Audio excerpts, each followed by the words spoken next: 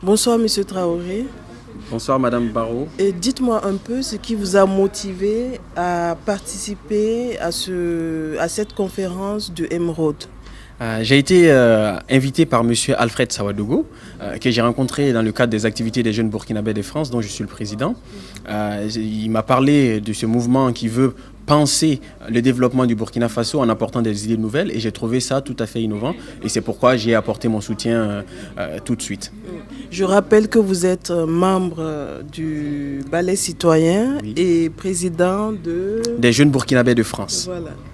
Et du coup, c'est vrai que c'est des idées que nous portons au niveau du Ballet citoyen, que les jeunes puissent s'assumer et s'impliquer dans le développement du Burkina Faso. Et donc, c'était une initiative qui allait aussi dans ces sens-là. Et donc, je me retrouve pleinement là-dedans. Et finalement, les discussions se sont très bien passées. On a eu des panélistes avec des idées très brillantes et qui vont permettre à ceux qui ont participé de pouvoir penser, de pouvoir réfléchir à comment ils vont pouvoir apporter un impact positif au développement de notre pays. Et c'est ce que nous souhaitons tous, en espérant que chaque jeune soit les uns derrière les autres, soudés comme une équipe pour le développement de notre pays.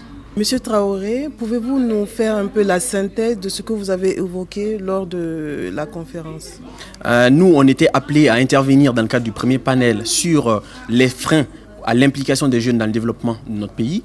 Ce que moi j'ai soulevé comme principal frein, c'est que les jeunes, notre génération subit en fait les conséquences des décisions qui n'ont pas été prises par les générations d'avant. C'est pourquoi notre génération doit être à la hauteur et relever tous les défis en même temps sur des secteurs très divers et variés et souvent même contradictoires. Donc notre jeunesse d'aujourd'hui doit faire preuve de créativité, mais aussi d'engagement sans faille, en se portant comme la génération sacrifiée. C'est le terme que j'ai utilisé en disant que nous ne devons penser qu'à notre pays et non à nous-mêmes. Ce sera à la génération prochaine de profiter de ces fruits-là, mais il faut le faire et nous devons être prêts à nous engager pour ça. Je vous remercie beaucoup, Monsieur Traoré.